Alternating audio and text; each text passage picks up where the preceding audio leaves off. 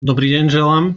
Moje meno je Šimon Racek a vítam vás týmto na dnešnom webinári, ktorého hlavnou témou budú monolitické a prefabrikované stavby v Alpan 2025.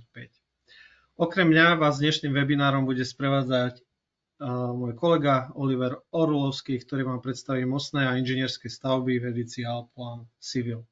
Dobrý deň, ďakujem a vítajte. Predtým, než prejdeme v samotnej téme prvej časti,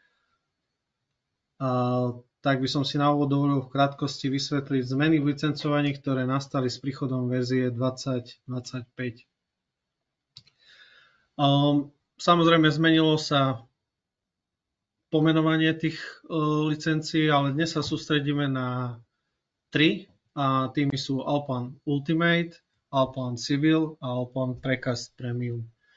Prečo tomu tak je? Tak v podstate iba v týchto edíciách máte prístup alebo k prefabrikovaným prvkom, respektíve k návrhu mostných konštrukcií.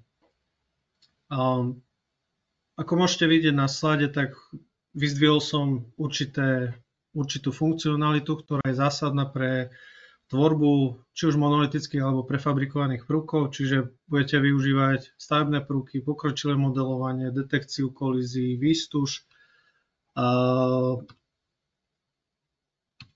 Ďalej, ako som spomínal, prefabrikované prvky a pre vlastne súčasťou tej edície aj výkres prvku, tzv. Element plán, ktorým sa automaticky generujú podrobné výkresy jednotlivých prvkov, parametrické modelovanie, parametrické predpätie mostu. Rozdiel medzi Alpan Ultimate a Alpan Civil je taký, že v podstate máte navyše integrované riešenie pre statický výpočet a posudky, čiže špecializované riešenie pre statický výpočet mostov, Bridge Structural Analysis a Bridge Code-Based Design, čiže navrhovanie a posúdenie podľa Eurocódu s národnými prílohami. Treťou edíciou je Alpan Precast, ktorý v podstate obsahuje celý balík Alpan Ultimate a k nemu navyše sú prefabrikované dosky, prefabrikované steny a Precast Connectors. Súčasťou, ako ste si mohli všimnúť, týchto edícií je aj licencia SCIA, čiže pre Precast je SCIA Concept, pre Civil SCIA Ultimate a pre Ultimate opäť SCIA Concept. Čo sa týka samotného licencovania, tak zaviedli sme nový licenčný systém nazývaný Tenduke, čiže od verzie 2025 už nespúšťate alebo nefunguje, nebeží Alpan na produktovom kľúči, ale na základe prihlásenia na Connect 2, kde používate svoju e-mailovú adresu a heslo. Po vypnutí výhodou je, že po vypnutí Alpanu je licencia okamžite dostupná, čiže nemôže sa stať, ako tomu bývalo v minulosti, že ste si zabudli odhlásiť alebo vrátiť produktový kľúč a teraz ste si ho nemohli znova aktivovať. Ak dojde k strate internetového pripojenia, tak licencia je k dispozícii ďalších 5 dní. No a pri spustení môže sa stať, ak ste väčšia projekčná kancelária, máte viacero licencií, tak môžete mať na výber niekoľko druhov licencií alebo tých edícií, čiže je nutné zvoliť tú správnu. Chcete využívať plnú alebo požadovanú funkcionalitu programu a v prípade sieťového manažera tak je potrebné zaškrtnúť v časti add-on Alpan Workgroup, to neplatí, to platí, ak nemáte subscription. Na platforme Learn Now sa dozviete k tomu viac, ako celý ten proces manažovania licencií funguje, čiže k tomu sa už viacej nebudeme vracať. Video inštruktážne viete dohľadať na tejto platforme. Dôležité upozornenie, môže sa stať, že ste si zvolili správnu edíciu, ale určité súčasti alebo povedzme nejaké špecifické dáta výrobcu vám stále chýbajú, čiže tie si je nutné nainštalovať v rozšírených možnostiach pod špecifickými dátami výrobcov. Ak už ste Alpan nainštalovali, stále viete pomocou instalera podľa s ktorým si nainštalovali Allplan, túto inštaláciu zmeniť a požadované dáta si doinštalovať. Tak, prešiel by som teda na tú hlavnú tému, a tými sú monolitické stavby, monolitické konštrukcie, ako ich vieme v podstate v Allplane s ľahkosťou vytvárať.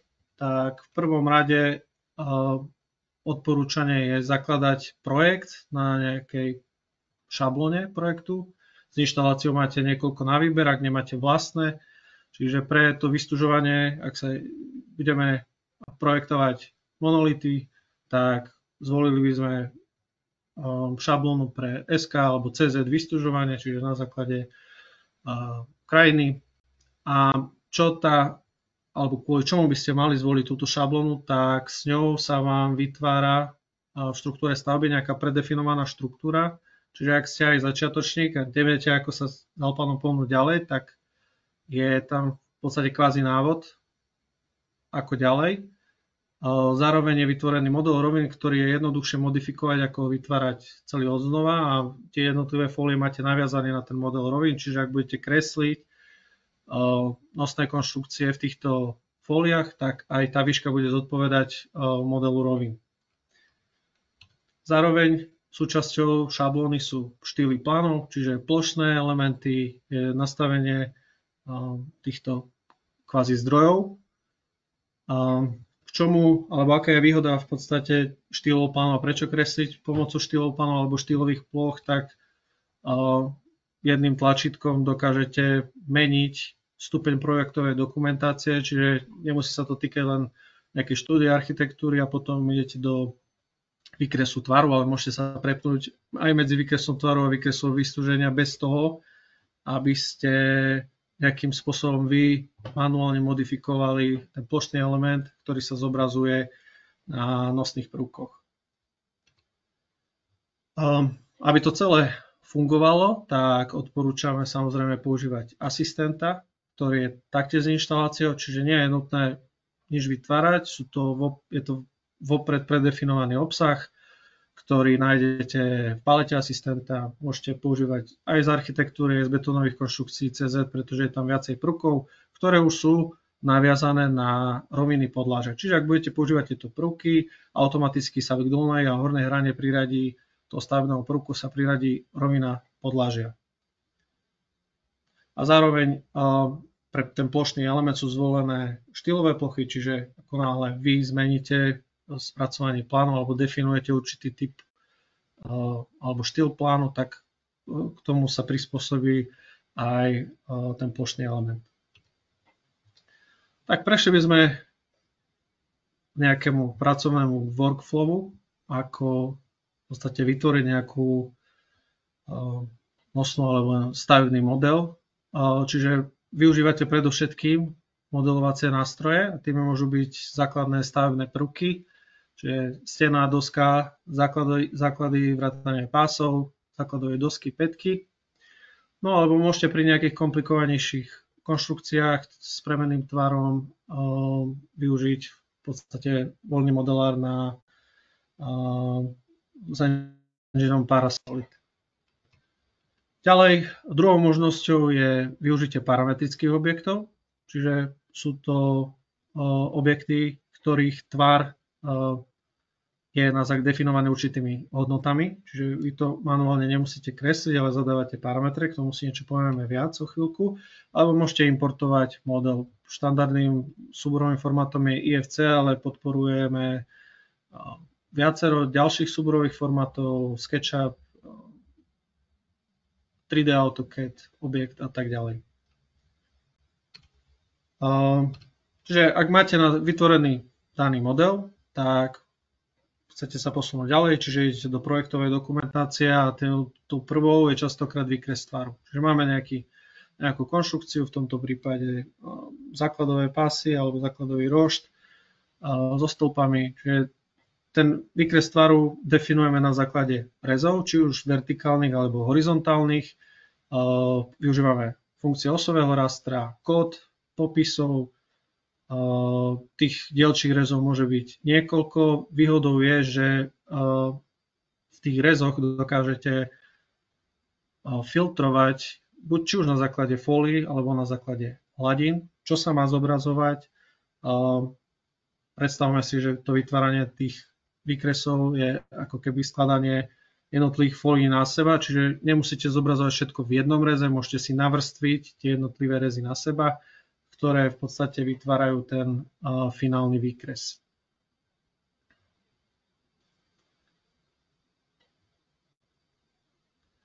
Čiže v modelovom priestore vytvárate model, vo výkresovom priestore výkres. Čiže to už sa skladá z niekoľkých, nemusí to byť jedna fólia, môže to byť viacero fólií. Keď už máme model, schválený výkres tvaru, tak máme vytvorenú nejakú statickú analýzu, navrhnutú výstuž tak, že potrebujeme ten model nejakým spôsobom vystúžiť. A tým najzákladnejším alebo fundamentálnym spôsobom je vytváranie výstuže na základe tvaru a jeho uloženia v rezoch. Nevýhodou tohto spôsobu, ktorý je dlhoročný, tak je veľká pracnosť, že potrebujete veľké množstvo rezov pre jednotlivé tvary úkladok, povedzme. Vždycky ukladáte ten tvar do jedného rezu, potom následne do druhého rezu ukladáte už ten tvar, čiže až vtedy sa vám vytvorí reálne teda model výstuže. Následne, keď ten model máte hotový, môžete ho popísať, vytvoriť výkazy, ktoré sú súčasťou samozrejme Allplanu s jednotlivými tvarmi, čiže nie je tie výťahy nutné vyťahovať alebo umiestňovať mimo výkres, môžete využiť legendu, ktorá už ten tvar zobrazuje. Tá výstuž je modifikovateľná, môžete meniť v podstate akýkoľvek parameter od priemeru rozostupu úkladok až po dĺžku tej samotnej úkladky. A obdobným spôsobom ako pre výkres tvaru, tak ten výkres výstuže sa taktiež následne bude vytvárať v spracovaní plánov. Čiže opäť ten model je vo fóliách a výkres vo výkresovom priestore.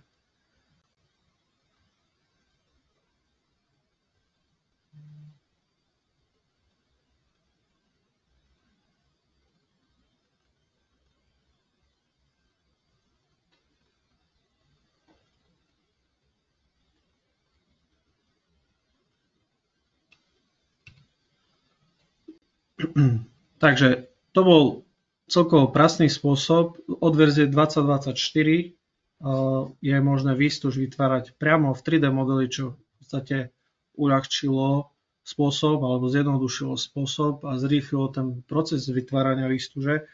Čiže aktuálne vám stačí vytvoriť ten tvar v pôdorystom zobrazení a následne na základe vzdialenosti, povedzme, je to výška toho prúku, sa vám tá výstuž na tom správnom mieste uloží. Tú výstuž dokážete v 3D modifikovať, upravovať základné úkony ako rotácia alebo otočenie, kopírovanie, zrkadlenie výstuže funguje.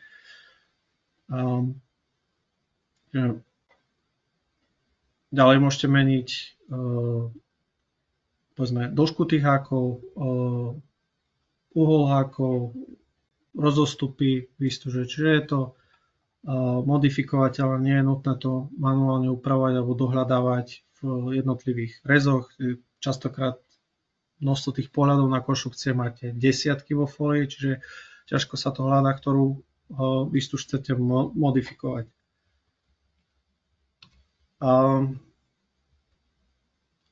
Ďalej by som vyzdvihol od verzie 2025, pribudla, keďže vždy sa dá niečo zlepšovať, pribudla nová funkcia a to je ukladanie do plochy. Čiže akákoľvek, či už rovinná alebo zakrývaná plocha, dokážete Allplan vyšetriť tú plochu. Momentálne sa ukladá počet prútov, ale aj to si o chvíľku ukážeme, ako sa dá zmodifikovať. Čiže vyšetrí sa daná plocha, ďalej vytvorí sa výstuž, ktorú môžete vy nejakým spôsobom v ďalších krokoch modifikovať. či už v x alebo v tom lokálnom y smere. Po uvoľnení tej výstuže, to je ďalšia funkcia, ktorú si o chvíľku ukážeme, dokážete vytvárať aj styky, čo doteraz nebolo možné. A pri takýchto komplikovaných zakrivených konštrukciách tie styky boli veľmi problematické, čiže týmto spôsobom sa to vyriešilo a pre vás ako používateľov zjednodušilo.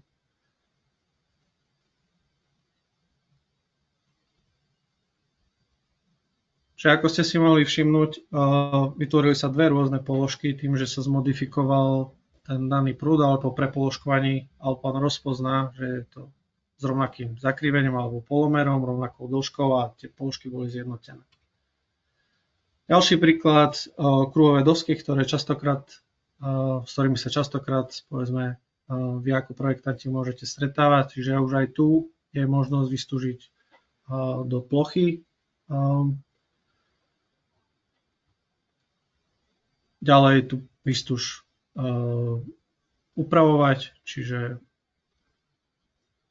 či už ešte stále ako v tej originálnej ukladke, čiže zmeniť nejaké parametre ako priemer, počet prútov a následne môžete tú výstuž uvoľniť. To znamená, že ona sa vám nerozbije, stále je to, teda rozbije sa z tej skupiny, ale je to výstuž, ktorá je ďalej modifikovateľná, či už ako lineárna ukladka alebo ako bodová ukladka. Tu je príklad, kedy je vytvorený rez a budeme modifikovať tvar tej výstuže, čiže tej zvislej, pribudnú ďalšie segmenty, čiže je to bezproblematické. Ten tvar môžete ľubovoľným spôsobom modifikovať, v reálnom čase sa to upraví.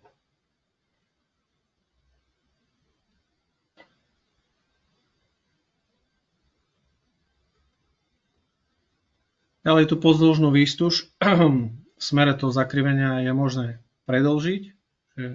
Ukážeme si o chvíľku, akým spôsobom.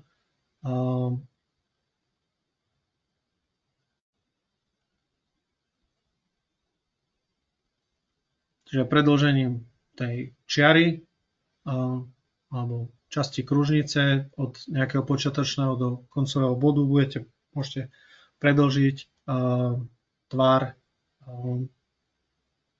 pozdĺžnej výstuže.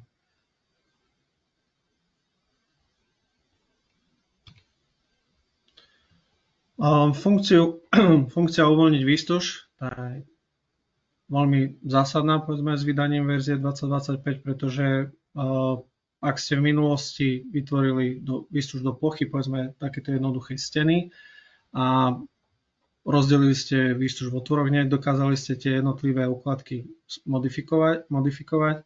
Čiže opäť uvoľnením tej výstuže máte kontrolu nad tou ukladkou a môžete v určitých miestach ďalej tú výstuž rozdeliť buď stykom alebo len nejakým spojom.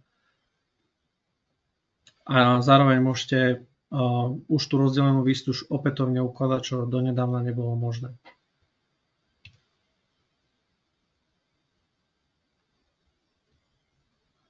Čiže nielen priame prúty, ale aj povedzme nejaké alebo priame stavebné prúky, ale aj zakrivené prúky, ako bolo pred chvíľkou demonstrované na ukážkach.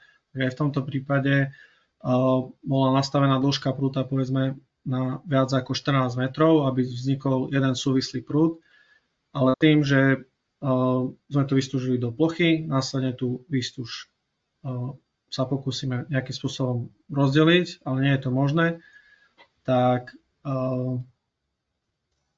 po uvoľnení tejto výstuže už táto modifikácia je možná. Ospravedlňujem sa, to bola funkcia uloženie medzi profily, ktorá sa často využíva povedzme pri mostných konštrukciách, pri konštrukciách premenného prierezu, kedy ak ste chceli modifikovať, tak bolo to veľmi náročné.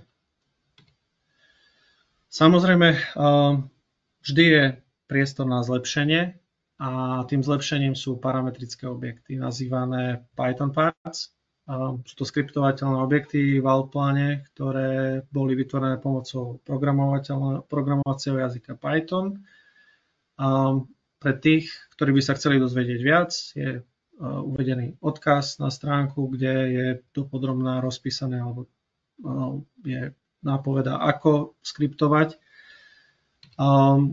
Ako v podstate vyzerajú, alebo čo môžu reprezentovať tieto Python parts, tak typickým použitím môže byť nejaké komplexné debnenie, môžu to byť architektonické prvky, môže to byť výstuž zároveň s debnením,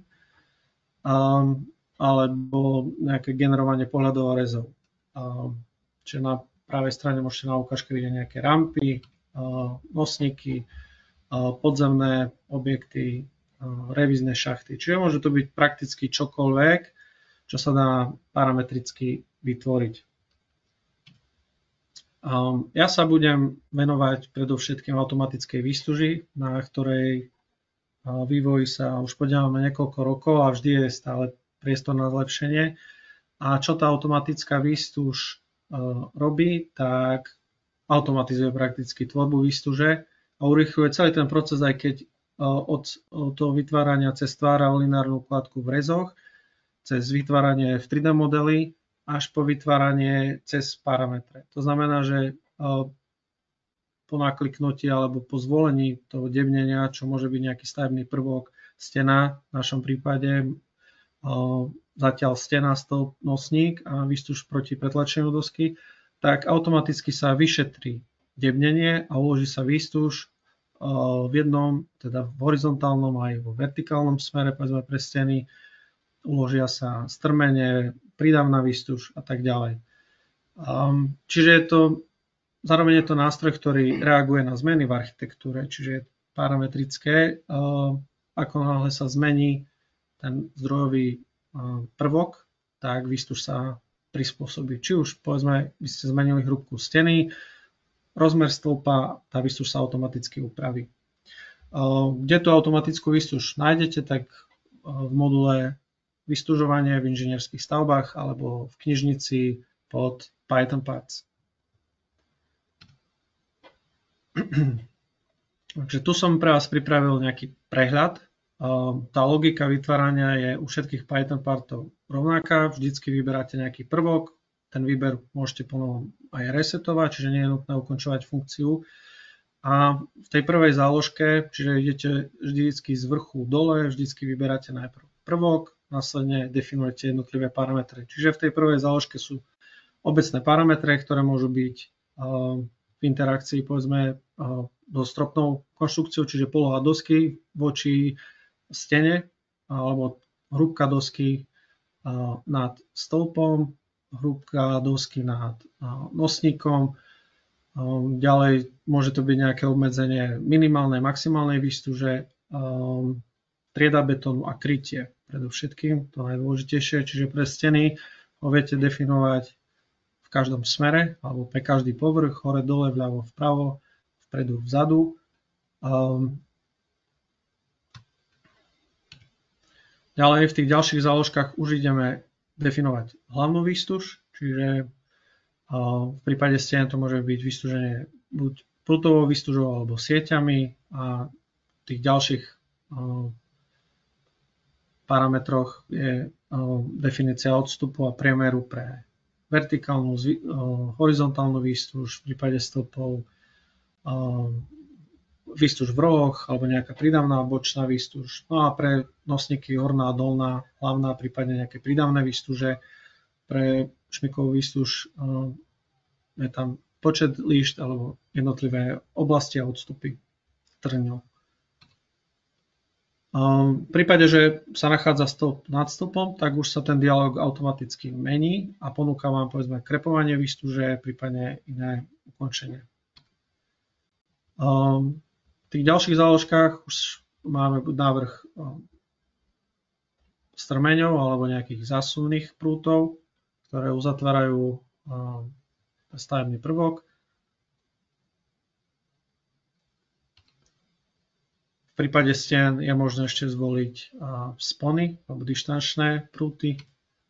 No a potom je to v podstate definovanie hladín. Niektorí uprednostňujú kreslenie v hladine, niektorí vo fóliách, čiže je tu aj táto možnosť. A v poslednom kroku je vytváranie rezov. Čiže to boli nejaké 4 základné Python party a potom k ním je ešte 5., aby som ho nazval prídavný, ktorý v podstate nám doplňa výstuž stien, a to je automatická výstuž napojenia rohov alebo napojenia stien, kedy pod akýmkoľvek uhlom dokážete napojiť či 90, či pravým uhlom alebo rôznym od 90 stupňov, T napojenie, L napojenie, a máte na výber z dvoch tvarov, čiže buď na základe tvaru U alebo L, kde sa zohľadňujú samozrejme konštrukčné zásady, dopočítava sa dĺžka styku, prípadne tú dĺžku môžete zmeniť. V prípade otvorov taktiež dochádza k nejakému vyšetreniu v závislosti od toho, ako ďaleko je ten daný otvor. Čiže aby sme nerozprávali iba v teórii, tak pripravil som si pre vás ukážku, ako ten Python part funguje, čiže môžete vidieť po nakliknutí danej steny, je komplet celá stena aj v oblasti otvoru vystúžená. Môžete samozrejme vystúžovať viacero stien naraz. Ďalej je to prídavná výstuž povedzme v oblasti otvorov, čiže diagonálna, vodorovná, zvislá, taktiež je podpora pre steny, ktoré majú rohové okno, niku, čiže už sa nemôže stať, že sa takáto stena automaticky nevystúži. Zároveň môžete v týchto oblastiach upraviť prídavnú výstuž, čiže ulemovanie týchto otvorov, a všetko je to cez jeden dialog. Je to parametrické, čiže v reálnom čase vidíte akékoľvek zmeny. Výstuž, ktorú upravujete, je povedzme farebne odlišená. Môžete taktiež odignorovať povedzme tie kocky, ktoré sa tam nachádzajú. Povedzme, ak zvážite, že ten otvor je malý, tú výstuž môžete zrušiť, aby sa neprerušoval, alebo zakázať, aby sa prerušilo výstuže. Zvyčajne sa to následne označuje vo výkresoch, že preruší alebo posunie sa výstuž na stavbe. Ale ako si môžete všimnúť, nie je nutné vyberať stenu nad, ale Altplan alebo ten Python part to automaticky vyšetrí. Môžete zmeniť z prutovej výstuže na výstuž sieťami, doplniť štartovaciu výstuž a prepojiť vlastne výstuž medzi týmito dvoma stenami. Ďalším nejakým novým parametrom, ktorý je k dispozícii, tak je zohľadnenie stropnej konštrukcie. Tým, že ten Python part vyšetruje geometriu prvku, ktorú vy vystúžujete, tak tá stena prakticky končí pod úrovňou dosky, ale je možné na základe parametru automaticky túto výstuž dotiahnuť so zohľadnením krytia. A povedzme v tomto prípade napojenie rohov stien môžete zvoliť povedzme rôzny spôsob, čiže môžete upraviť krytie, môžete zmeniť taktiež alebo zohľadniť stropnej konštrukcie, zatiahnuť tú vertikálnu výstuž do steny nad, predĺžiť dĺžky presahov, prípadne v mieste otvorov. Ak sú blízko, viete zohľadniť podmienku, aby sa vytvoril strmeň. Čiže môžete vidieť na tomto príklade, tá automatizácia je veľmi vysoká. Následne v podstate tá vaša manuálna časť je vytváranie jednotlivých pohľadov a položkovanie výstuže. Čiže ten princíp, ešte jeden príklad pre vystúžovanie nosníkov a stĺpov. Čiže ten princíp je opačný, ako to bolo pôvodne dlhé roky, čiže kde ste najprv vytvárali rezy, až tak ste vytvárali výstuž, teraz je to naopak. Na základe toho, tej geometrie je výstuž vytvorená, môžete si ukladať ako predvolený spôsob vystúženia cez obľúbené položky a tie načítavať potom pre ďalšie stĺpy, buď v tom projekte alebo v inom projekte. Obdobne aj pre stĺpy môžete si všimnúť automaticky vyšetrené, že nachádza sa stĺp nad, výstuž je vykrepovaná, aby nedošlo ku kolízii výstuže, dokážete preústiť jednotlivé úkladky, či už pri pete alebo hlave stĺpa. upraviť strižnosť, čiže v jednom druhom smere doplniť spony. To isté platí pre nosník, čiže automaticky po zvolení už nie je nutné vyberať stĺpy, ale sú vyšetrené a tá šmiková výstuž končí alebo začína od líca stĺpa k druhému lícu stĺpa. A následne to je vlastne ten posledný krok, ktorý môžete vy ešte stále vykonať, aj keď vyskočíte z toho Python partu, tak môžete vytvoriť povedzme takéto rezy, ktoré je ešte nutné nejakým spôsobom modifikovať, ale každopádne šetria tieto parametrické objekty neskutočne veľa času. Tak. Prešiel by som teda na druhú časť mojej témy, prefabrikované stavby a akým spôsobom sa vytvárajú povedzme prefabrikované prvky, konštrukcie v Allplane, tak koncepcia tvorby prefabrikovaných konštrukcií spočíva vo využití tých základných funkcií Allplanu, ktoré sme si predstavili, na vytvorenie nejakého 3D modelu prefabrikátu a potom na základe modulu prefabrikátov dokážete transformovať tento prvok na prefa prvok. Výhodou je automatické číslovanie týchto prvkov. Modul rozpoznáva geometriu, vie vyhodnotiť, ktoré prvky sú identické a sú automaticky priradené rovnaké čísla. Osadzuje automaticky popisy, ďalej umiestňovanie zabudovaných prvkov, ich popisovanie a tak ďalej. Nejakou hlavnou doménou prekastu, modulu prefabrikácie je automatizácia v generovaní projektovej dokumentácie, alebo teda výkresovej dokumentácie na základe výkresových šablón, ktoré je možné prispôsobiť akejkoľvek projekčnej kancelárii. Dokážete pracovať s jedno aj viacvrstvovými prvkami. A samozrejme tým, že sa vytvára povedzme kópia toho prvku, tak tento modul taktiež umožňuje súčinnú prácu viacerých projektantov naraz. Čiže akým spôsobom teda vytvoríte ten prefab prvok, tak vysvetlíme si to na pracovnom workflowe. Čiže prvou možnosťou je vytvorenie 3D telesa, čiže nejakým modelárom. Bude to 3D teleso alebo architektonické teleso, ktoré vytvárate na základe parasolidu, čiže modelára. Je to štandardný kvader, ktorému domodelujem konzolu. Následne tú konzolu upravíme, zošikneme hranu v hlave stĺpa, v podstate vytvoríme lyžičku,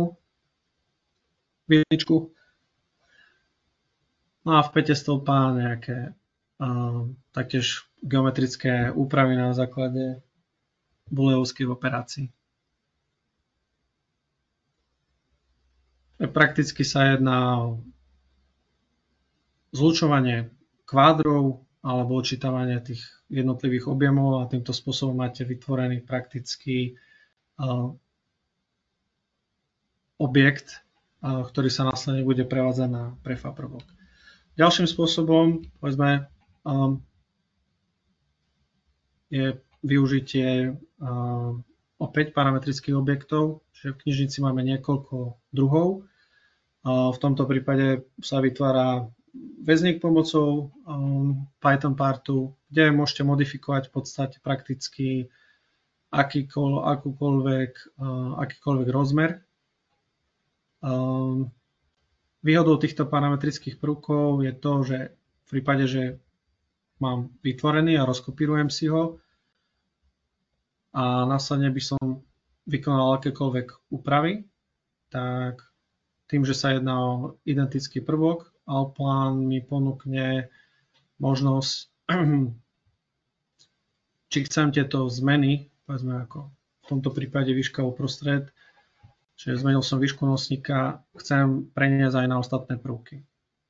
Takže nie je nutné manuálne upravovať alebo mazať čokoľvek, môžete v podstate všetky tieto zmeny preniesť v jednom kroku. Ďalší nejaký typ čiže tu bol PP editor, ďalším parametrickým objektom sú v časti prefabrikácie, to nosník, stĺp, kde môžete domodelovať, povedzme pre prípad nosníka rímsy, pre prípad stĺpa je tam niekoľko konzol v rôznych výškach na každej hrane stĺpa.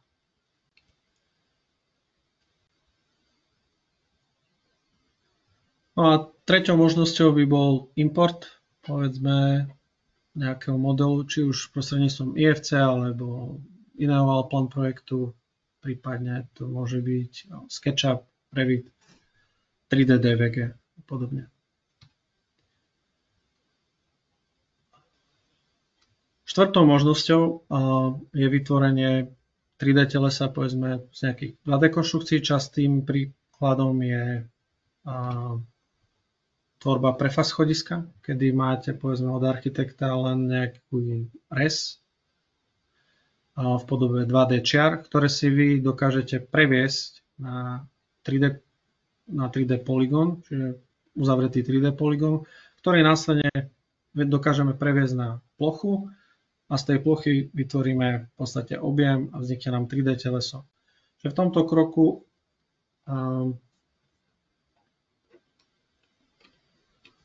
kroku by sme mohli ďalej pokračovať s 3D telesom ako takým, ale aj pre tieto schodiska máme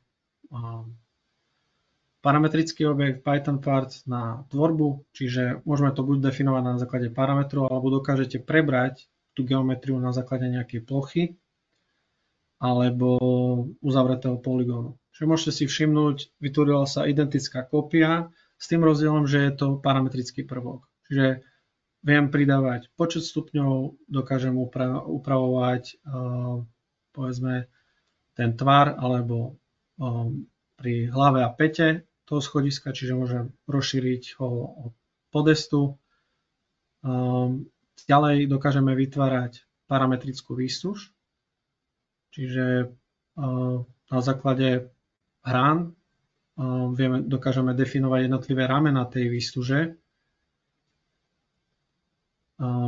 Táto výstuž, ako som spomínal, je parametrická, čiže ak by sme upravili následne ten model, tak výstuž sa upraví. Tvar tej výstuže je voľný, čiže môžete si definovať ľubovoľný tvar, ktorý je možné potom, povedzme, alebo ten spôsob vystúženia si uložiť a použiť pre ďalšie schodiska. Zároveň je možné vystúžiť schodisko v oboch smeroch, čiže dokonca aj v kolmom smere, čiže ako si vy definujete, povedzme, ten tvar. A ako som avizoval, tak tá výstuž, aj ten objekt je parametrický, čiže pri rozťahnutí za uchopy sa automaticky prispôsobí aj tá výstuž, aj ten tvar. To je taký všeobecný prehľad, čo všetko je možné nastaviť.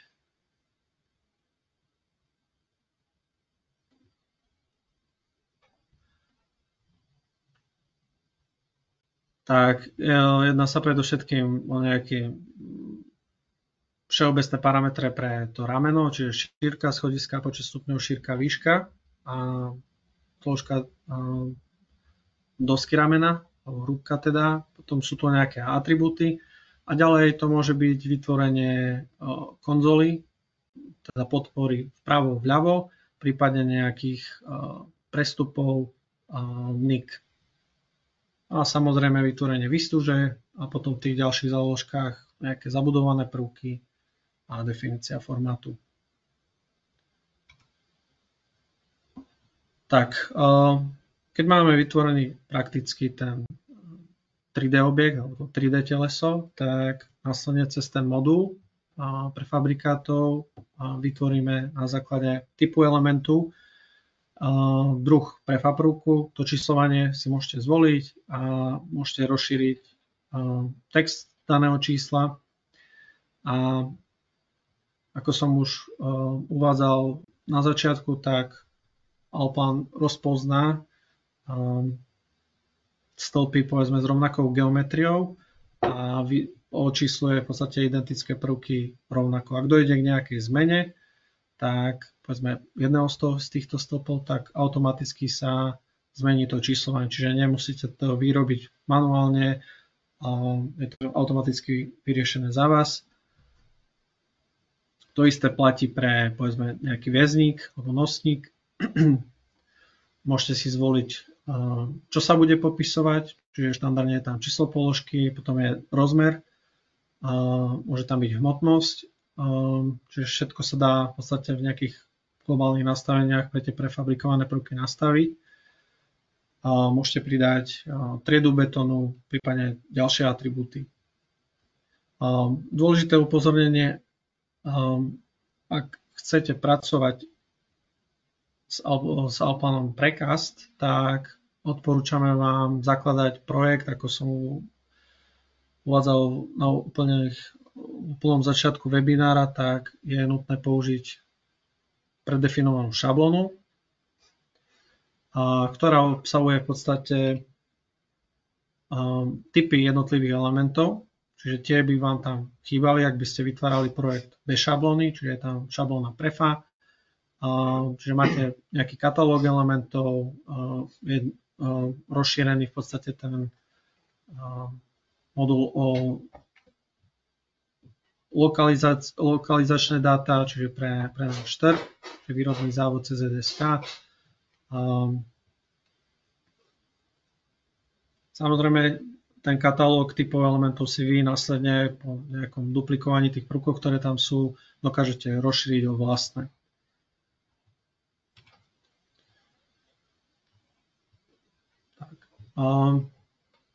Čiže máme vytvorený prefa prvok, následne, aby ste nemuseli vytvárať desiatky výkresov pre tie isté prvky, tak vytvára sa kopia toho prvku, priradzuje sa mu prefa fólia a teda vy pracujete v jednej fólii a akékoľvek zmeny, povedzme, ktoré vy vykonáte na tom prvku, povedzme stĺp S1, tak sa prenesie potom, či už je to v rámci vytvárania zabudovaných prvkov, zmeny geometrie, tak dokážete všetky tieto zmeny preniesť na všetky stĺpy s identickým označením.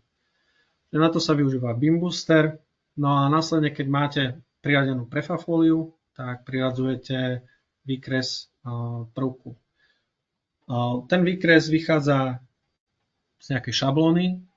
To, čo môžete vidieť na tej pravej strane, tak je používateľsky definovateľné, čiže dá sa to prispôsobiť akýmkoľvek požiadavkám. A jednotlivé tie obdĺžniky reprezentujú umiestnenie pohľadov, rezov, legend, nejakých popisov, rozpisiek a tak ďalej. Čiže celé je to možné nastaviť.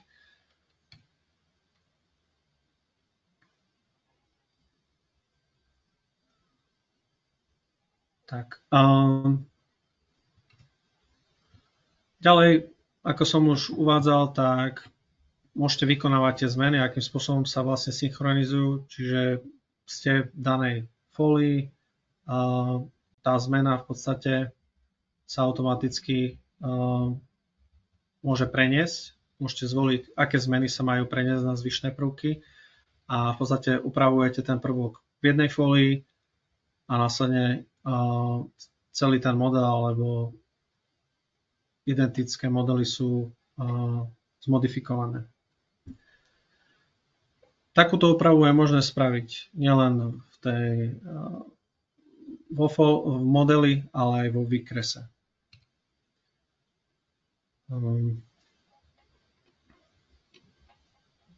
Čiže máme vytvorený nejaký výkres prvku, priradenú prefafóliu a chceme ten prvok vystúžiť. Čiže mohli by sme pokračovať štandardným spôsobom, ako to bolo vysvetlené v úvode. Keďže už máme vygenerované automatické rezy, tak mohli by sme ukladať tvar výstužia, potom do druhého rezu tú lineárnu úkladku. Ale povedzme pre určité typy, ako tento nosník je použitý ako Python part, tak môžeme aj takýto prvok automaticky vystúžiť a túto výstuž preniesť do daného výkresu. Čiže po rozkliknutí teda nosníka sme automaticky vystúžili so zohľadnením krytia, nejakých rozostupov, parametrov pre výstuž a následne generujeme výkres prvku. Čiže tá šablóna môže obsahovať výkres tvaru, môže obsahovať len výkres výstuže, alebo môže obsahovať oboje. Ak chceme modifikovať ďalej tú výstuž, nie je nutné ísť do prefafólie alebo do toho modelu, ale môžete tú výstuž modifikovať priamo vo výkrese, upraviť rozostupy medzi úkladkami, vymazať určité pruty. Ako si môžete všimnúť, tak tie koty sa automaticky upravili. Ďalej, čo ponúka v podstate tento modul, tak umožňuje vložiť predefinované nejaké inštalačné prvky od popredných výrobcov, čiže zabudované prvky.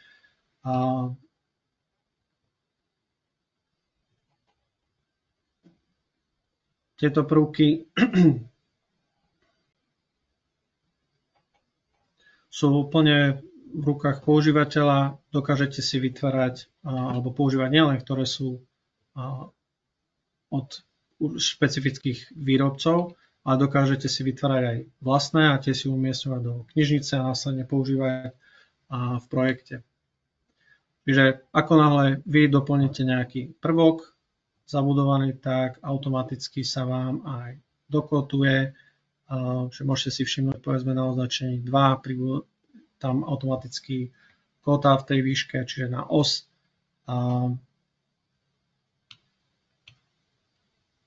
Ďalej je možné tieto zabudované prvky ukladať do ľubovoľného prvku, a to na základe vyšetrenia povedzme plochy alebo povrchu toho prvku.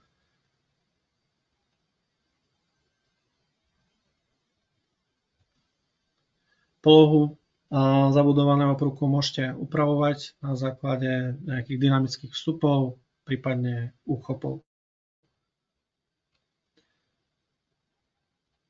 Ďalej, aby ste nejakým spôsobom tieto zabudované prvky rozlíšili alebo zobrazili, tak je možné automaticky vytvoriť nejaké 2D zobrazenie, čiže vrátane znázornenia plošného elementu. Či už to bude nejaký filling, alebo šraf, alebo kombinácia oboch. Ďalšia funkcionalita, ktorú tento modul ponúka, tak je úprava prvkov a výkresov, čiže akákoľvek zmena sa okamžite prejaví vo výkrese, ako tí sa automaticky aktualizujú. Výkres je možné doplniť o nejaké vlastné poznámky alebo manuálne poznámky do kresy, prípadne tieto informácie vkladať z používateľskej knižnice. Ďalej, ak sa nachádza obdobný prvok v modeli, tak dokážete celý ten výkres alebo tú výstuž a zabudované prvky preniesť z jedného prvku na druhý a automaticky sa tieto prvky otočia, ak je ten prefab prvok alebo inak orientovaný. No a pri zmene šablóny sa znova načíta celá geometria prefab prvku, vrátane zabudovaných prvkov a výstuže a automaticky sa označí a okotuje.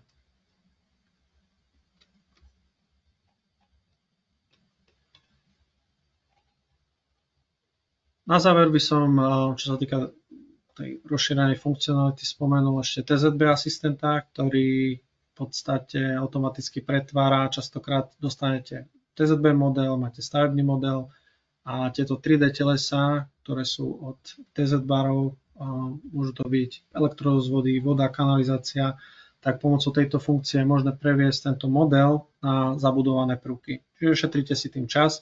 Namiesto toho, aby ste to manuálne modelovali, tak automaticky to za vás tento asistent urobí. Tým, že prefab prvok nerozpoznáva 3D teleso, tak je nutné v tomto prípade tieto prvky TZB transformovať na zabudovaný prvok.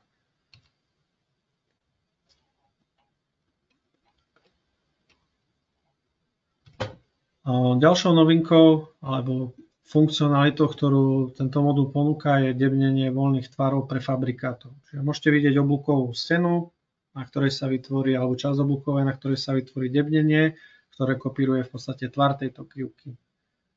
Zároveň dokážete, že to je vykonané automaticky, no a taktiež je možné vytvoriť manuálne výstuhy,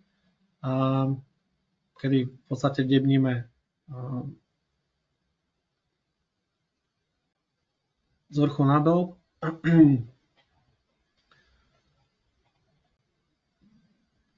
Tieto výstuhy sú to prakticky v podstate 3D telesá, ktoré si rozkopírujete a prevedete na debnenie. Následne po ich vytvorení si necháte spočítať jednotlivé prieniky medzi týmito výstuhami. Čo sa v podstate následne spraví, tak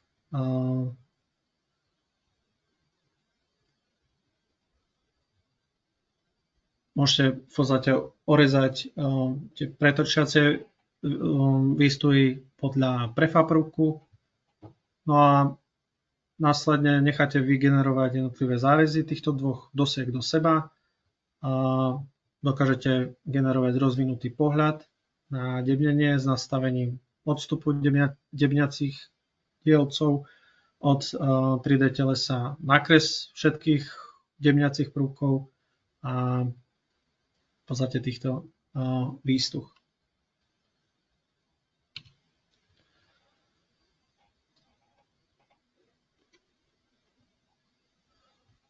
Ďalej, Alplan Precast vám nejakým spôsobom umožňuje kontrolovať prefabrikáty priamo v prostredí Alplan. To znamená, že ak vytvoríte akýkoľvek prefabrikát, tak môžete si vytvoriť určité pravidlá a spustiť kontroly, či sú tieto podmienky splnené.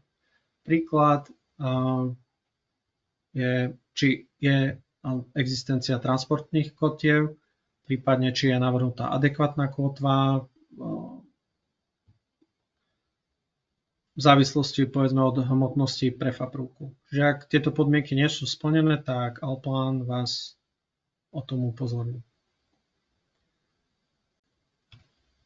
No a na záver by som ešte uvedol pár informácií o ďalších dvoch moduloch, čiže tuto boli prefabrikované prvky a k ním v edícii Alplan Precast Premium sú ešte prefabrikované steny a prefabrikované dosky.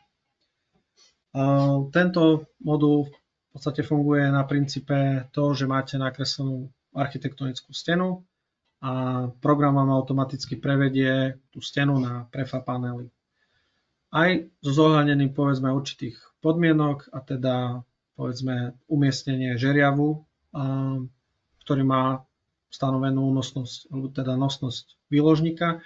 A podľa tejto nosnosti vám navrhne program veľkosť tých prefabrikátov, aby ich ten žeriav dokázal na stavbe umiestniť.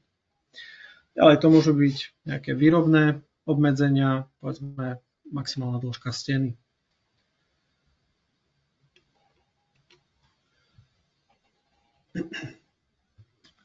Čo je možné v podstate vytvárať, tak nie sú len jednovrstvové, ako som spomínal, ale aj viacvrstvové konštrukcie, povedzme nejaké sandvičové, a dokonca môžete kombinovať niekoľko materiálov. Že nemusí to byť iba tepelná izolácia, môže to byť aj nejaký obklad. Program ich spočíta, dokonca vytvorí aj výkaz týchto materiálov. Jednotlivé vrstvy nemusia byť po celej ploche steny lineárne, môžu sa meniť. Ďalej automaticky sa rieši napojenie v rohoch, čiže je to aj používateľsky modifikovateľné a program obsahuje databázu spojov stien, ktoré v podstate pri návrhu tých panelov využíva. Stenu je ďalej možné deliť nielen povedzme vo vodorovnom, ale aj v zvislom smere a dokonca aj tá deliaca čiara nemusí byť zvislá alebo vodorovná, ale môže byť šikma. V ďalšom kroku, keď sú vytvorené v podstate jednotlivé panely, tak program navrhne výstuž v smere osy X, v smere osy Y a na základe nutných ploch výstuže. Program automaticky vyberie, čiže na základe tej plochy vyberie výstuž, ktorá sa pre tú plochu hodí.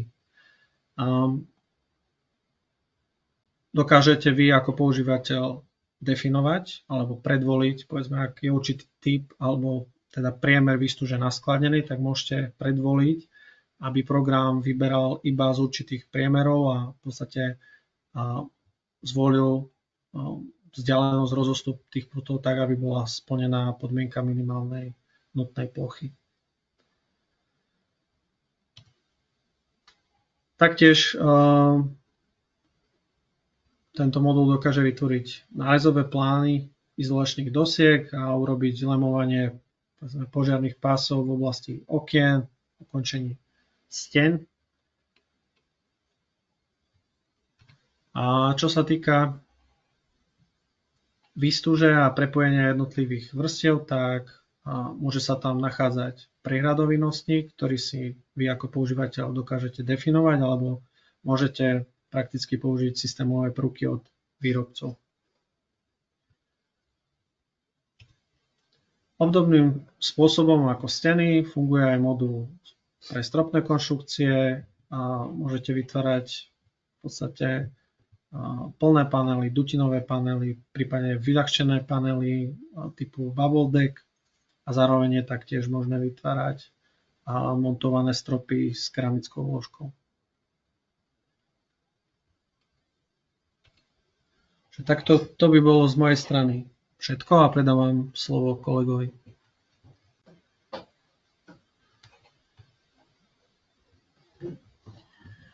Ďakujem veľmi pekne, Šimon, za kopec užitočných informácií. Moje meno je Oliver Orlovský a na dnešnom webinári som si pre vás pripravil prezentáciu alebo ukážky na tému úzko spojenú s dvoma pracovnými postupmi. V prvom rade sa budem venovať modelovaniu, ukážke s možnosťami programu Allplan Civil. A v druhej časti si ukážeme stručný postup práce pri tvorbe analytického modelu pomocou jednoduchej aplikácie AutoConverter. Ako prvé si rozoberieme teda program Allplan Civil. Jedná sa o platformu, ktorá nám zabezpečuje návrh, model, statickú analýzu cestných a mostných konštrukcií. Čiže Allplan Civil umožňuje parametrické modelovanie, kde môžeme definovať geometriu mosta pomocou parametrov, ako sú dĺžka, šírka, tvar oblúka alebo profilu. A tento prístup zjednodušuje úpravy a optimalizáciu daného návrhu. Jedná sa samozrejme o Open BIM software, čo umožňuje taktiež integrovať do návrhu aj proces plánovania, spolupráce a výmenu dát medzi projektovými tímami. Na tvorbu mostnej či cestnej konštrukcie v programe Allplan Civil využívame tri základné metódy modelovania. Prvá metóda nám umožňuje vytvorený profil, napríklad komorového mostu, vytiahnuť pozdĺž nejakej krivky alebo osy komunikácie. Tak dostávame parametrizovaný prvok vo všetkých jeho bodoch, je editovateľný v každom bode daného profilu. Taktiež aj osa prvku je parametrická a všetky zmeny sa po úprave vlastne prekreslia. Nevychádza sa z nejakej predefinovanej šablóny, ale jednotlivé prierezy si definuje užívateľ sám, následne si ich môže uložiť do nejakej osobnej databázy a v prípade potreby použiť aj v inom projekte. Druhá metóda nám umožňuje polygonálne modelovanie. Mám zadefinovanú os, pozdĺž tej osy si umiestním body, ktoré sú napojené na osu. Tieto body mi predstavujú napríklad piliere mosta a tie medzi sebou vlastne pospájam. Týmto spôsobom si vytvorím tzv. Priamku, ktorá mi bude na danej osi predstavovať už konkrétny nosník. Výhodou tejto metódy je tiež editácia referenčných bodov, kedy pri ich zmene sa upravia nosníky, ktoré spájajú dané dva referenčné body.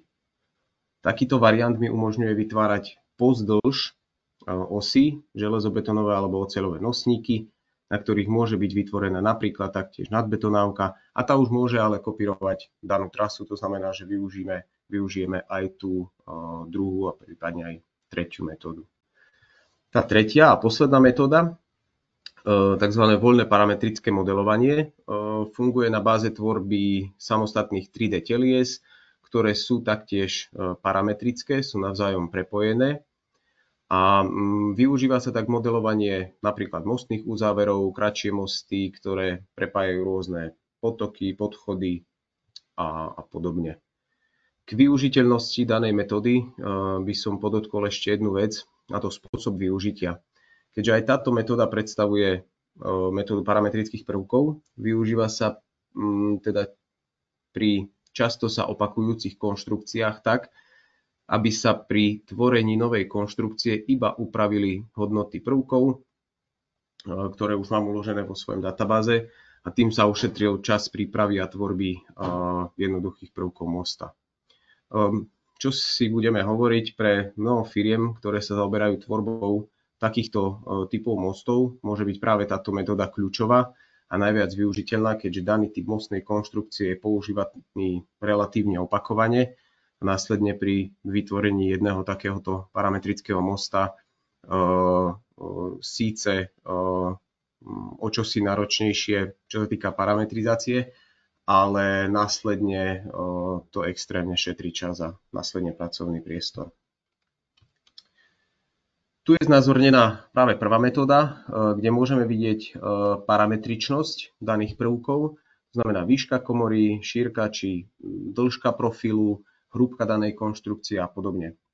Graficky znázornená hodnota staničenia výšky prvku je meniaca sa v závislosti na dĺžke. Môžeme tu vidieť napríklad šírku atiky, priečný sklon, doplňať vybavenie mosta ako napríklad zvodidlá, pouličné lampy a podobne. Tieto objekty vyberáme z internej knižnice Alplanu. To je dobrá poznámka a funguje to nasledovne, kde si vyberiem nejaký referenčný bod, na ktorý si namapujem daný prvok tak, aby pri akejkoľvek zmene vlastne daného mosta bol ten prvok s mostom zviazaný a editoval sa taktiež. Čiže aj tieto referenčné body s takýmito prvkami sú parametrické. Ďalšia z možností je import osí z formátu LandXML. Importujeme ako pôdorysné, tak výškové vedenie osí so sklonovými pomermi. Podľa nich teda preberie hodnoty a naklopí cestnú komunikáciu. Ako načítať terén do modelu? Na krátkej videoukážke je zobrazený detailnejší postup daného importu pomocou súboru Collada s príponou DAE. Ide o formát, ktorý mi relatívne presne osadí terén do priestoru tak, aby sa naviazal aj na vytvorenú os komunikácie.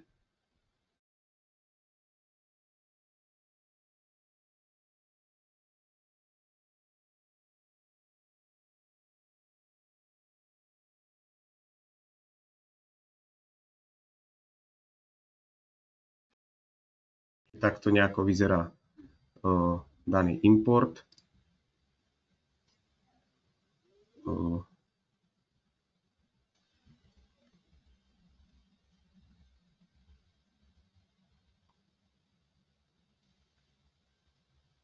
Následne môžeme vidieť, že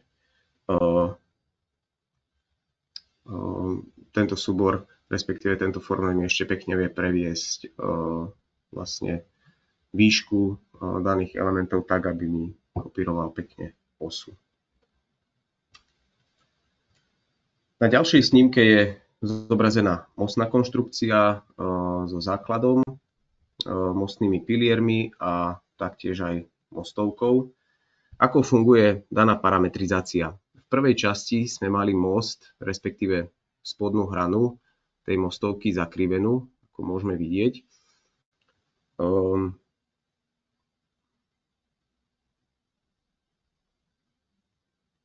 Pomocou úpravy niektorých hodnot zakrivenia sme vedeli most relatívne rýchlo editovať, kedy asi zmením niekoľko hodnot a vlastne most sa mi celkom pekne rýchlo celý zedituje a prekreslí.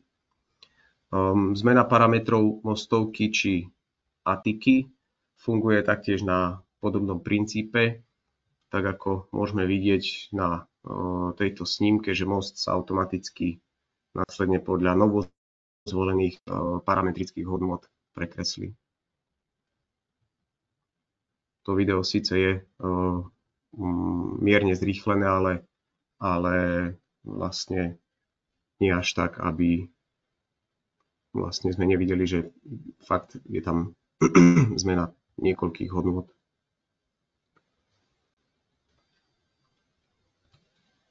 Zmena v projekte pomocou súboru TCL pre vysvetlenie.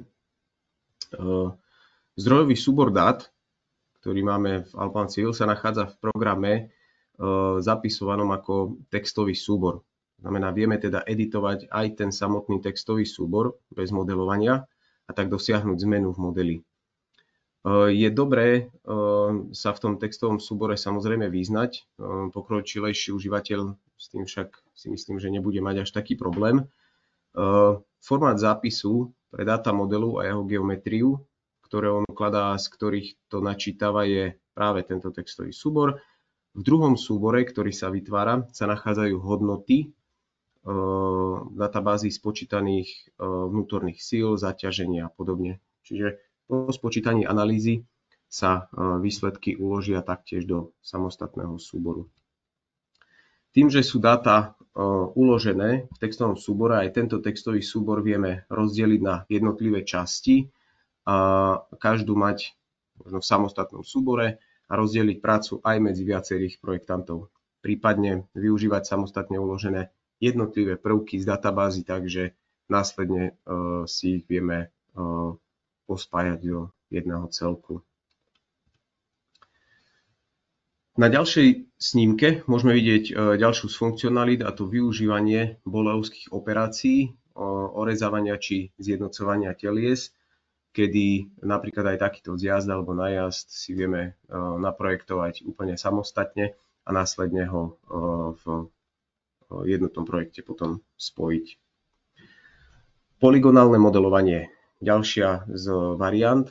Využíva sa prevažne na modelovanie zvukovej bariéry, respektíve protilúkovej steny, opornej steny a podobne. Ak máme stanovenú trasu, môžem si zadefinovať pozdĺž tej trasy nejaké staničenie, nejakej vzdialenosti, tak jednotlivé tie body toho staničenia mi program pekne spojí priamkami. Taktiež vedľa osy dostávam takúto zalomenú čiaru, ako môžeme vidieť na ukážke. A podľa tej zalomenej čiary vyťahujem profil napríklad opornej steny, vkladám do nej tiež napríklad zemné kotvy a podobne. Táto priamková čiara je s hlavnou osou samozrejme potom prepojená, čiže pri akejkoľvek editácii danej osy sa mi mení aj tá moja priamková os tej mojej opornej steny. Parametrická výstuž. Na tomto videu je stručne znázornená práca v Allplan Civil a Allplan Engineering, kde je model mostu prepojený medzi týmito dvoma programami, respektíve platformami, a každá jednotlivá zmena, či už pri vystužovaní alebo zmene geometrie mostu, sa mi po zosynchronizovaní upraví. Tým, že je výstuž parametrická, ako môžeme vidieť, sa po zmene geometrie taktiež upraví. Čiže zrejmá je teda obojsmerná komunikácia medzi Allplan Civil a Allplan Engineering. Program nám umožňuje výpočet prvkov zhotovených metódou letmej betonáže, kde sa zohľadňuje debnenie, jeho statické účinky, vplyv harmonogramu výstavby, vlastná ťaž, výstuž či vplyv dotvarovania a zmrašťovania. Allplan Civil nám umožňuje taktiež vytvárať statickú analýzu pre oceľové kompozitné mosty so zaťažením napríklad od dopravy. Statickou analýzou vieme mostnú konštrukciu posúdiť podľa eurokódu, zohľadniť tam vlastnú ťaž, jednotlivé fázy výstavby, pokles podpier, teplotu, zaťaženie vetrom, zaťaženie od dopravy, superpozíciu a jednotlivé zaťažovacie stavy kombinovať pomocou jednoduchého a prehľadného skriptu, ktorý môžeme vidieť v pravom dolnom rohu na takej stručnej video ukážke. Tento skript je relatívne jednoduchý a naučíte sa v ňom pracovať vlastne aj bez toho, aby ste boli nejaký pokročilý programátor. Na záver pre danú tematiku by som spomenul ešte nástroj pre reporty. Takto môžeme zobrazovať, alebo takto vyzerajú vizualizované zaťaženia, ktoré následne taktiež do týchto reportov vieme importovať. Jedná sa o prepracovaný nástroj spojený s Microsoft Word, kde sa daný projekt previaže s Wordovým súborom. Vkladajú sa tam nielen texty, ale aj tabuľky, obrázky, grafy či výsledky a tieto všetky hodnoty sú živé. Znamená, výhodou je práve to prepojenie, keď sa súbor po akejkoľvek zmene zosynchronizuje a zmenené časti sa editujú. Na záver sa teda vytvorí živý dokument, ktorý šetrí čas a prácu nejednému projektantovi. To by bolo z oblasti problematiky alebo platformy Allplan Civil všetko. A plynule prechádzame do druhej časti mojej prezentácie, v ktorej sa budem venovať výmenou dát s ostatnými účastníkmi projektu a tvorbou analytického modelu. Aktuálne čelíme niekoľkým výzvam, pre ktorých riešením bolo práve vytvorenie daného pracovného postupu. Statik v drvivej väčšine vždy modeluje svoj analytický model nezávisle od stavebného modelu a tým sa práca, tak povediac, duplikuje. Aj kvôli tomu je riadenie práce a aplikovanie všetkých zmien omnoho náročnejšie, nehovoriac o tom, že pracovné postupy nielen v rôznych firmách, ale aj na pracovisku samotnom sa môžu líšiť. Pre plynulosť a efektivitu práce by bolo vhodné ich čo najviac zjednotiť. Toto je taktiež jeden z dôvodov, ako eliminovať výskyt chýb a tiež zjednodušiť, prípadne zamedziť obmenu dát spôsobom jednorazových importov. Zamýšľaním sa nad týmito aspektami sa nám podarilo vytvoriť prepojenie pomocou aplikácie Autoconverter. Jedná sa o cloudovú aplikáciu na vymieňanie dát. Funguje na báze výmeny súborov API alebo IFC alebo formátu SAF, tak ako je znázornené aj na obrázku. Pre úplnosť informácií pre tých, ktorí sa s podobným formátom nestretli, formát SAF alebo formát SAF je otvorený excelovský formát, ktorý v sebe obsahuje dáta analytického modelu. Výhodou je jeho malá veľkosť súboru, editovateľnosť bez nutnosti použitia výpočtového softvéru a tiež zaručená kompatibilita aj s verziami výpočtového softvéru v budúcnosti. Môžeme prejsť v stručnej videoukážke, kde si prejdeme jednotlivé kroky.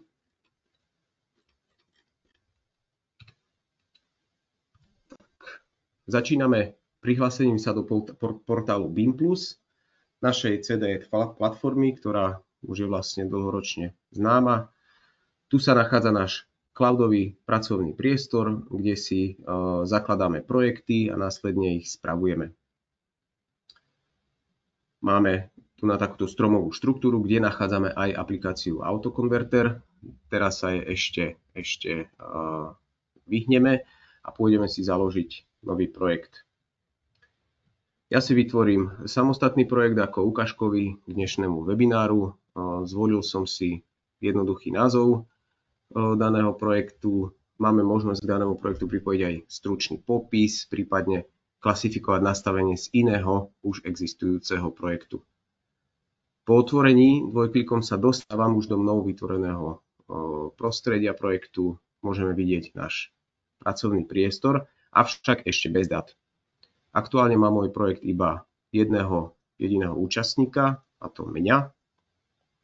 A pomocou danej ikony, ktorá sa nachádza medzi záložkami členovia, môžem vytvoriť napríklad skupinu užívateľov, napríklad sekciu statikov alebo architektúry a podobne.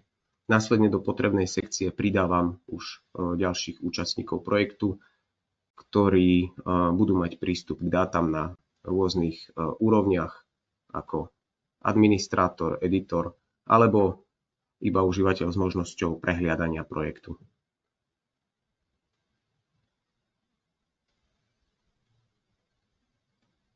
Samozrejme potrebujem tam napísať e-mail a nechať daného účastníka pozvať. Jemu príde e-mailom pozvánka k pripojeniu sa do tohto projektu. Aktuálne tu budem vlastne sám.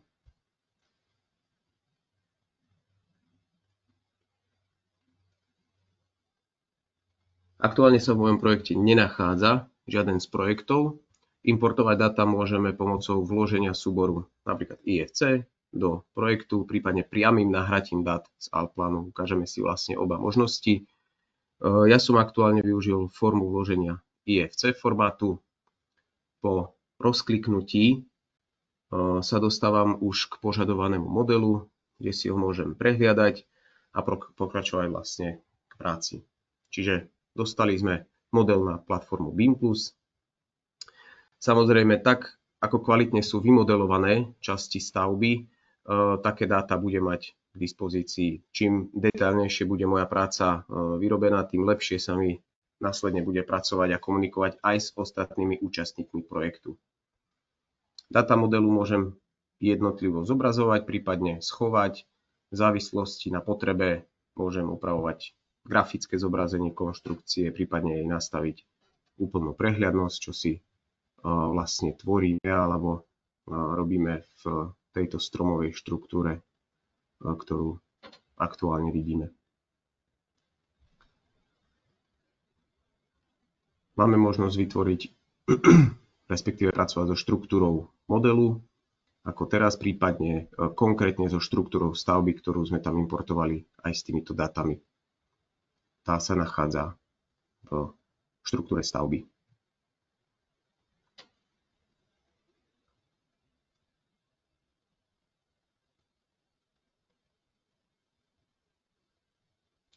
Ako upozornenie na zmenu stavu, prípadne zmenu dát, sú aktívne tiež notifikácie, ktoré sa odosielajú na požadovaný e-mail. Pre overenie prepojenia som prešiel do svojho Allplánu, kde sa po prihlásení dostávam k svojmu projektu. Môžem si dáta stiahnuť či exportovať opätovne na BIM+. Prihlasujem sa cez Issue Manager, prípadne po nakliknutí ikony v ľavom hornom rohu. Ak by som nebol prihlásený, tak ma Allplan vyzve vlastne najprv na prihlásenie. Čiže ja si zvolím konkrétny projekt, ktorý chcem do môjho Allplánu importovať.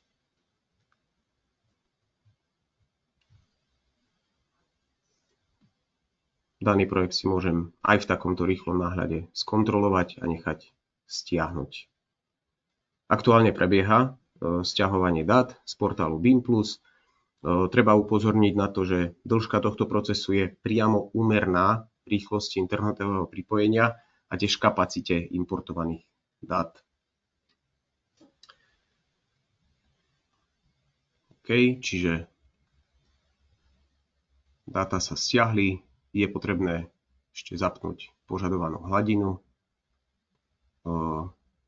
zobrazené fólie pre kontrolu. Následne, ak mám vybratý model, tak môžem prejsť práve ku konverzii dát v aplikácii AutoConverter. Čiže využívame na to práve túto aplikáciu, nájdeme ju v hlavnej stromovej záložke, v ľavej časti obrazovky, ako bolo zrejme na video ukážke. Vyberiem si model, ktorý by som chcel prekonvertovať tak, aby som sa zo stavebného modelu vedel jednoduchými krokmi dostať na model analytický. Je potrebné absolvovať niekoľko krokov, ktoré máme možnosť vidieť aj na daných snímkach. Pracovný postup je nasledovný. V prvom rade si vyberám požadovaný model, následne ho potrebujem vyčistiť. tým, že model je stavebný, nachádzajú sa tam aj konštrukcie, ktoré pre tvorbu môjho analytického modelu nepotrebujem, ako rôzne výplne otvorov, zábradlia, zateplenie stavby a podobne. To si jednoduchými krokmi vyčistím. Ako je zrejme, dané úkony nie sú nenávratné a je možné ich v čase samozrejme opraviť či vrátiť späť.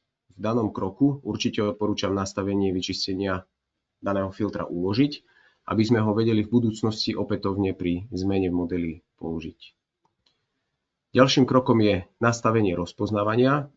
Tu je potrebné celú konštrukciu skontrolovať, prípadne upraviť dáta modelu tak, aby program vedel bezchybne následne priradiť správne vlastnosti danej konštrukcie. V tomto kroku môžeme tiež jednotlivé dáta premapovať či zmeniť. Môžeme vidieť, že po rozpoznaní sa nám konštrukcia zmenila, konvertovala sa na analytický model tak, aby v sebe obsahovala už len 1D a 2D prvky. Posledný krok je nastavenie zarovnania.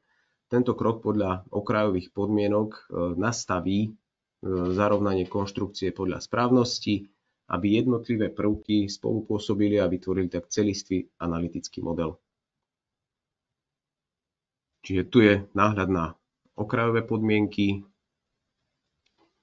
Ak som s nimi spokojný, nechám model zarovnať. Teraz máme možnosť vidieť vlastne všetky tri modely naraz. Ja si zapnem len ten môj vytvorený analytický model. Skontrolujem si jeho zarovnanie.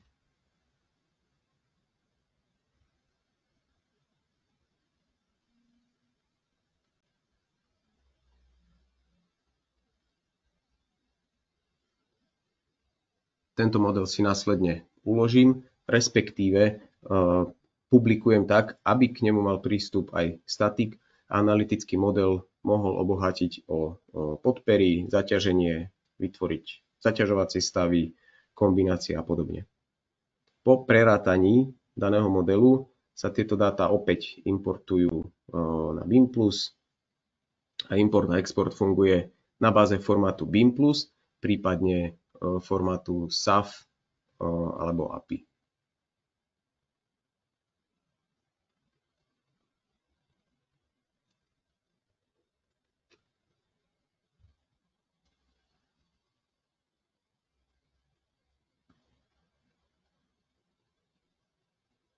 Z daného modelu môžem tvoriť revíziu,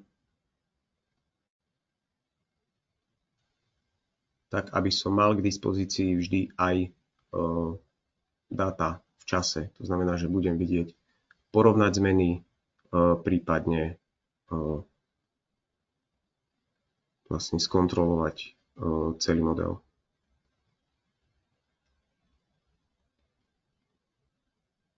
Teraz si predstavme situáciu, že statik model spracoval, zaslal mi ho naspäť, čiže ak si otvorím BIM+, ja už mám k dispozícii jednak moju revíziu analytického modelu, následne zarovnaného modelu.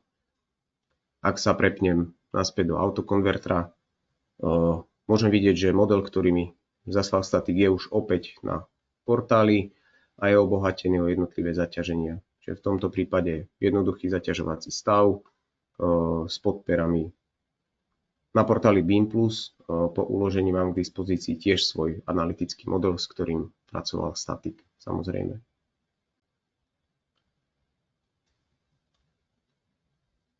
Čiže tu sa nachádzajú už jednotlivé revízie, ktoré som vykonal. Týmto naša práca ale nekončí. V ďalšom kroku chcem aplikovať napríklad nejakú zmenu, ktorá sa vytvorila v čase, teda bolo potrebné daný model zmeniť, prípadne prerátať. Zmenu môžeme vidieť potom pri porovnaní danej revízie. Čiže ja potrebujem vysledovať revízie, ktoré mám k dispozícii a môžem vidieť už voľným okom, že sa mi zmenilo okno, ale to, čo napríklad nie je viditeľné, alebo nemám k dispozícii záznam o tom, čo sa zmenilo, tak ja si viem dané revízie, či už analytického alebo môjho stavebného modelu takto vyšetriť a zvolím si vlastne vyšetrenie alebo porovnanie daných revízií. Vyberiem si revíziu, ktorú chcem vlastne porovnávať a následne mám možnosť prehliadnúť ktoré objekty boli zmenené, taktiež ak pri danej revízii bola vytvorená ešte nejaká poznámka, čo bolo zmenené, napríklad v akom rozmere a podobne, tak je to samozrejme znova len plus. Ak by som ja chcel vytvoriť nejakú zmenu, môžem využiť taktiež aj tzv. Issue Manager. Ten mi vytvorí tzv. Úlohu, čiže ja keď viem, že zmenilo sa dané okno, ako môžeme vidieť, tak môžem túto zmenu vlastne oznámiť aj ostatným účastníkom stavby, kde vytvorím takúto úlohu, kde danú zmenu popíšem.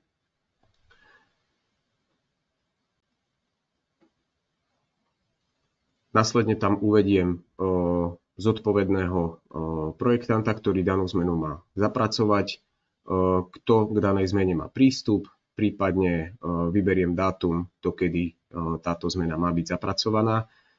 Pred týmto dátumom mi príde samozrejme aj pripomienka o tom, či je alebo nie je táto zmena zapracovaná. Následne si túto úlohu môžem uložiť a daný projektant ju má k dispozícii, až keď je táto úloha publikovaná.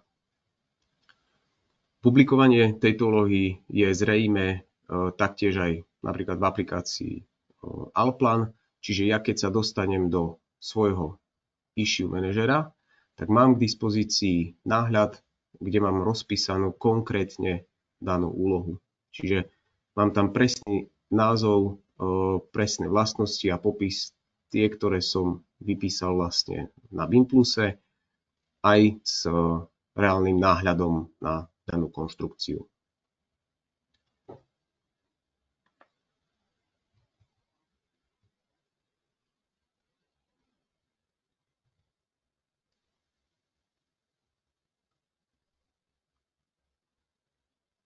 Poslednou vecou, ktorú máme k dispozícii, je taktiež, ktorú by som dnes chcel spomenúť, je taktiež vymieňanie si dát medzi statikom. Čiže on môže danú konštrukciu zrátať a následne mi môže uložiť, respektíve poslať aj nutné plochy, napríklad výstuže. Poslal mi nutnú plochu vystúženého stĺpa, čiže ja si to viem stiahnuť k sebe vo formáte IFC. Túto výstuž mám potom k dispozícii v poznámke danej úlohy, čiže ja si viem importovať danú výstuž. Vyzerá to nejako nasledovne, čiže mám tu na nejaký 3D prvok a taktiež normálnu polygonálnu úkladku výstuže, ako sme zvyknutí potom v Allplane. Táto výstuž mi drží samozrejme aj polohu, čiže ona je reálne už aplikovaná potom aj v Allplane.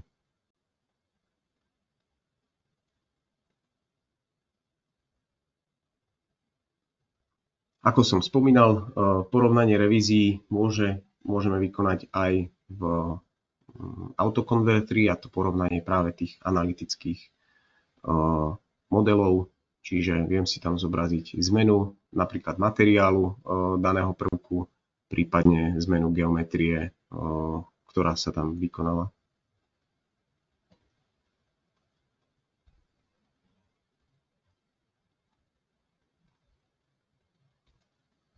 Aj tu taktiež viem vytvoriť potom danú úlohu pre statika. Na záver vytvoríme si export do formátu SAF. Pozrieme si, ako vyzerá daný formát SAF. Čiže zvolím si v poslednej časti stromovej štruktúry export. Zvolím si jednoduchý názov, prevedenie formátu na formát SAF. Uložím si to.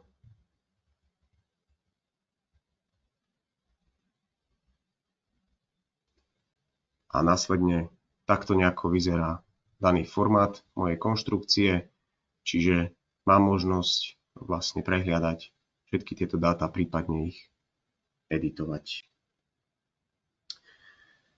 Dobre, to by bol vytvorený pracovný postup. V skratke, čo sme vlastne dosiahli, z nejakých podkladov sme si vytvorili model, ktorý sme si previedli, respektíve importovali na portál Allplan BIM+. Následne sme tieto dáta pomocou aplikácie AutoConverter previedli spätne na analytický model, ktorý už vlastne bolo možné otvoriť a pracovať s ním vo výpočtovom softveri a následne tieto dáta importovať potom naspäť na BIM+ a využívať vlastne už zrátaný, prípadne vypočítaný model s nutnými plochami výstuže a podobne.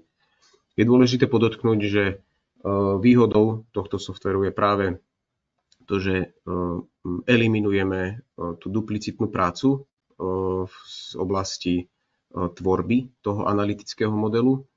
To znamená, že snažíme sa fakt eliminovať dané chyby, hlavne geometrické.